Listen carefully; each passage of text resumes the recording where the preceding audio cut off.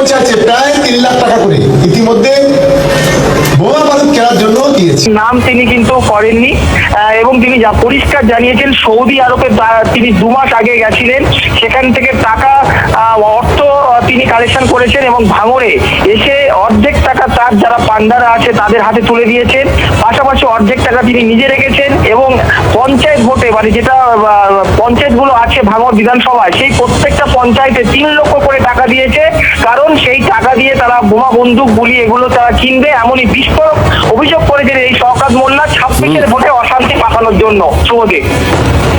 প্রসেনজিৎ, ধন্যবাদ। শোনাবো আপনাদের শওকত মোল্লা ঠিক কি বলেছেন। গত 2 মাস 3 মাস আগে আইএসএফ এর একজন নেতা আছে সৌদি আরবে চলে গেছে, সেখান থেকে কালেকশন করে নিয়েছে, এখানে দলের কিছু পান্ডা আছে তাদের মধ্যে ভাগ করে দিয়েছে, নিজে অর্ধেকটা নিয়েছে। আমি আমার সূত্র মারফত খবর পেলাম যে ভাঙড়কে রক্তাক্ত করতে হবে, ঠিক পঞ্চায়েতের ইলেকশনের মতো বোমাবাজি চালাতে হবে, তার জন্য প্রত্যেকটা গ্রাম পঞ্চায়েতে প্রায় 3 লাখ টাকা করে ইতিমধ্যে বোমা বারুদ কেনার জন্য দিয়েছে। ব্যাস, মাথা খারাপ শওকত মোল্লা সাহেব। দর্শক, এই ভিডিওটি ভাইরাল হিসেবে আমাদের কাছে এসছে।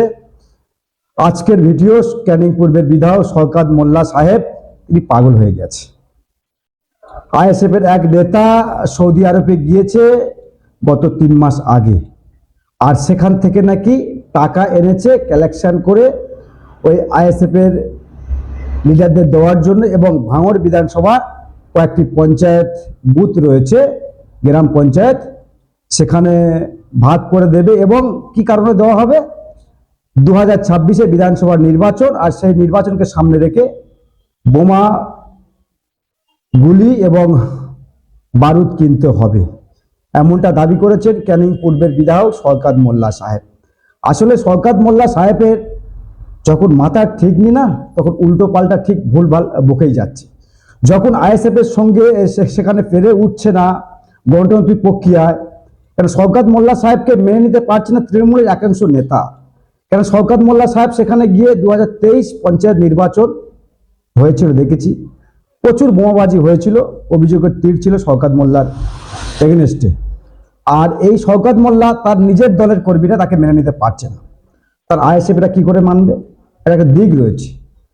তবে শওকত মোল্লা সাহেব আজকে যে মন্তব্য করেছেন, এর তথ্য কিন্তু আমাদের কাছেও নেই, শওকত মোল্লার কাছেও নেই। অতএব আমরা বলতে পারি শওকত মোল্লা সাহেবের এই মুহূর্তে মাথা ঠিক নেই, কখন কি বলছে তার নিজের কোনো মাথায় কাজ করছে না। ভাঙড়ে যদি তৃণমূল অত শক্তিশালী হবে, তাহলে ভাঙড়ে যারা তৃণমূল নেতারা রয়েছে শওকত মোল্লা কেন সাথ দিচ্ছে না? দর্শক, আমরা সকলেই জানি নটোরিয়াস ক্রিমিনাল, সেটা আমি বলিনি, সার্টিফিকেট তার আছে। আর মাননীয় নেতা তাকে ডাইরেক্টলি বলেছে প্রশাসনিক বৈঠক থেকে তিনি নাকি ওখানে বোম বাঁধে আর বোমা তৈরি করে। তো দর্শক, সেই মন্তব্য শওকত মোল্লা সাহেব করেছে, ইতিমধ্যে সোশ্যাল মিডিয়া ভিডিওটি ভাইরাল হয়েছে। তবে আমাদের একটি বক্তব্য সেটাও সামনে এসছে, কিন্তু আমাদের যে বক্তব্য সেটাও ক্লিয়ার। শওকত মোল্লার কাছে যদি তথ্য থাকে যে আইএসএফরা বোমাবাজি করছে এবং সৌদি আরব থেকে টাকা আসছে, ভাবতেই পারছেন সৌদি আরব থেকে ভাঙড়ে টাকা আসছে বোমাবাজি করার জন্য, তাহলে শওকত মোল্লাদের সরকার চলছে, তো শওকত মোল্লাদের সরকার সারা বাংলা জুড়ে চলছে, তো পশ্চিম বাংলায়। তো এখনো কিছু ছিটতে পারছেন না কেন? আইএসএফ ছোট একটি দল, তার বয়স এখন 5 বছর হয়নি, একটা এমএলএ, তারা যদি বোমাবাজি করে, শওকত মোল্লা সাহেব তাদের হাতে সব রয়েছে, পুলিশ মন্ত্রী, মুখ্যমন্ত্রী নিজেই, তো এখনো পর্যন্ত আইএসএফ কর্মীদের গ্রেপ্তার করছে না কেন? এই প্রশ্ন কিন্তু রয়ে যায়, কেন গ্রেপ্তার করতে পারছে না পুলিশ? তাহলে দর্শক, ভাবতে হবে শওকত মোল্লা সাহেবের এই কথাগুলি তিনি আতঙ্কই বলে ফেলছে, কারণ 26-এ তো নির্বাচন রয়েছে, আর সেখানে আইএসএফ এর কাছে রাজনৈতিকভাবে পেরে উঠছে না। যদি শওকত মোল্লার কাছে এই তথ্য থাকে, তাহলে তিনি তার পুলিশ মন্ত্রী কেন বলছে না? কেন আইএসএফ নেতারা ঘুরে বেড়াবে, তাদেরকে কেন গ্রেপ্তার করা হবে না? দর্শক, যেটা বলবেন অবশ্যই কমেন্ট বক্স কমেন্ট করবেন, আর নজর রাখবেন আমাদের চ্যানেলে, কারণ আপনার কণ্ঠ, আপনাদের কণ্ঠ, একমাত্র শাসকের চোখে চোখ রেখে আমরা কথা বলি।